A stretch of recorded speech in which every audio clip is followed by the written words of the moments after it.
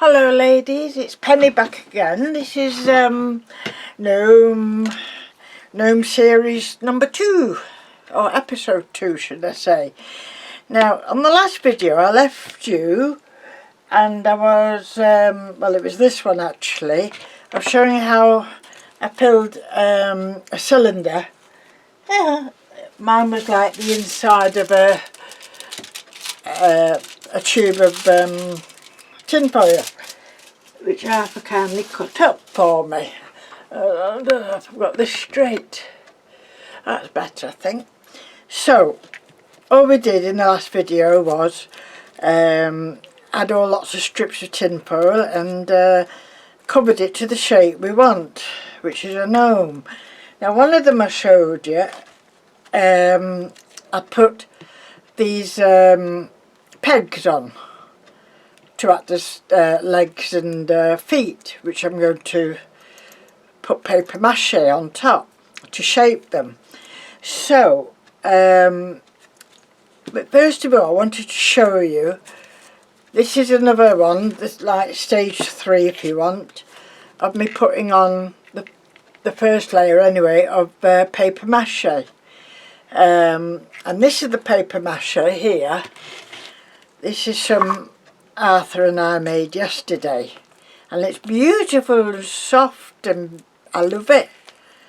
Isn't that gorgeous? And it's made with toilet tissue, hence the whiteness, polyfiller light, you know, they call it dry, in America I think it's drywall, cement finish or hole finish or whatever, hole filler. And when they're joining, you know, plasterboards together, and you've got that joint. So it took a cup of that, just a cup.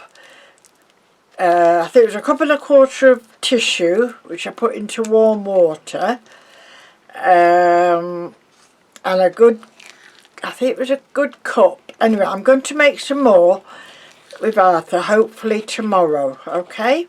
And we'll go through it. But one thing I wanted to point out was, because I managed to use, I've just realised what that might be. I managed to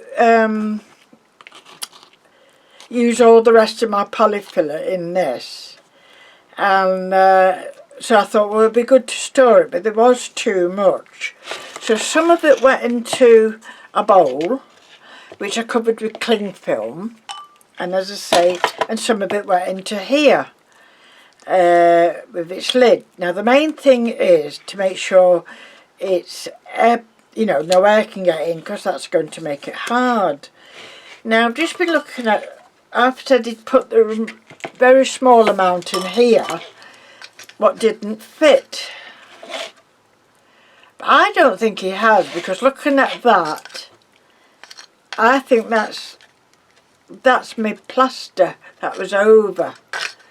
I thought we'd used it all up, but looking at that, I thought it was some of my paper mache, but it's not, is it? It's the actual filler. So that's fine, and it didn't go hard in here. I thought we'd put the paper mache in. Am I making sense? I thought we'd put some paper mache in here, and when I saw it had gone really stiff, I thought, oh, air must have got into it. But it's not, it's paper mache, so it's filler. So what I'm going to do when I go off to it is definitely write on what everything write on what everything is, because otherwise my poor brain can't take it. Now it stays in the fridge for at least a week, apparently, in an airtight container, and I believe you can actually freeze it for, I think it's about a month. It'll stay frozen, and then of course you just unfreeze it and use it. So I think that's excellent news as well. So I'll show you what it looks like to use. For some reason I had a whole set of plastic and metal cheap, what do you call them? Oh, might be up here. Hold on. Yes, I haven't looked in this pot. I've got too many pots about, ladies. Look. I found it. A little polyfiller scraping thing, for want of a better word. But you can use anything you like. Oh, look, there's a pointy one as well. Oh, happy days. So, as I say, I've done that one. And you can see it's lovely and soft, but I actually only used a big, well, it's an old nail file actually. So, I just use that to make it smooth. Now, the next lot we make, I'm not going to put as much flour in. That was the other item, sorry, flour. I'll explain better, hopefully, when Arthur's with me and we make some flour. Now, depending how much flour you put on is how thick it's going to be, okay?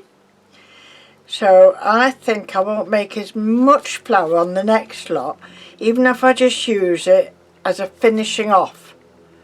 Might make half a batch and use it like as a finishing off, because it goes on much smoother. But saying that, it's not bad at all. This one I didn't even really smooth it very well, and I've used an electric sander on it, and it's come up all right. But I'm going to give it, I say I'm going to make that layer, I'm going to use another layer on this one, but I'll be making it a bit softer, okay? A bit more runny, for want of a better thing, just so that I can smear it on, okay? The other thing you have to do is, because you've got no way of holding it, I mean, if you touch that, it's just going to, yeah, you can't touch it. So, you do have to have, like me, other crafts on the go, because these have to dry before you can do the next part, yeah? So this is well dry. This was done yesterday, I think. Yes, yesterday. And let's say it's my first one. So I've not given him legs on this one, and that's tinfoil with newspaper strips. So I'll just show you how I've been just putting it on. And it's lovely stuff to work with, it really is. I like it. And it's more manageable. Admittedly, you can't get hold of it in your hands, do you know what I mean? And like clay or the paper clay that you buy. But I like it. I like it. I'm sure I could think of other ways to use it as well. The sun's come out now. We were going to go for a little picnic yesterday, but the weather turned nasty on us. Can you see what I'm doing, ladies? So, after me finding them, I'm not using them, am I? Hey, that's typical, isn't it? So, let's say you can make it as thick and everything you want. I'm trying not to get too much there. I want to leave this really flat. I've not decided yet how to, what I'm covering that with. So I'm not going to put, I don't know. Yes, I will. I'll put some paper mache on it, so I can sand it smoother. Then I know it's done anyway, don't I? Okay. Now, of course, with them being paper mache, like the lady was saying, even if you put like yacht varnish on, she doesn't recommend them to be outside. Apparently, she did a beautiful tortoise, and it did look beautiful, what I'd seen the picture of. And because it's paper mache, it's all paper, isn't it, and water and glue. And eventually the elements got to it, and it squished up on her, which they do. But then I hear other people, and they've made masks like you do for the Mardi Gras and things like that, and they've had no trouble in all weather with them. So I think it's the length of time, maybe, like for Christmas, maybe if you just put them out in the daytime, something like that, and then just brought them in, or under cover at least, if the rain comes, or at night, I don't think you'll go far wrong. they're not enormously heavy, but they've got a good weight to them. They feel substantial. Okay, so the next part, when I've done my another layer and sanded it, would be choosing some nice paints. And the lady who did this, she actually made her own whiskers, beardy whiskers for the gnome out of paper, tin foil, yeah, and this stuff, and shaped them and painted them like. So it was quite rustic, and I did like the colour paint she used. She mixed two reds together, or red and brown together, I think it was, and she got a lovely antique-y looking red out of it, burgundy red out of it, which is nice. So I must tell you as well, ladies, who are following the life of Long John Silver, our one-legged jackdaw. He's back. He's definitely back, and I have took some photos of him, which I'll most probably try and put on Facebook. So if you follow me on Facebook, you'll see pictures of him. And I hope he stays with us a while, bless him. I don't know if he was born like that, or he's been in a fight, or what, I don't know.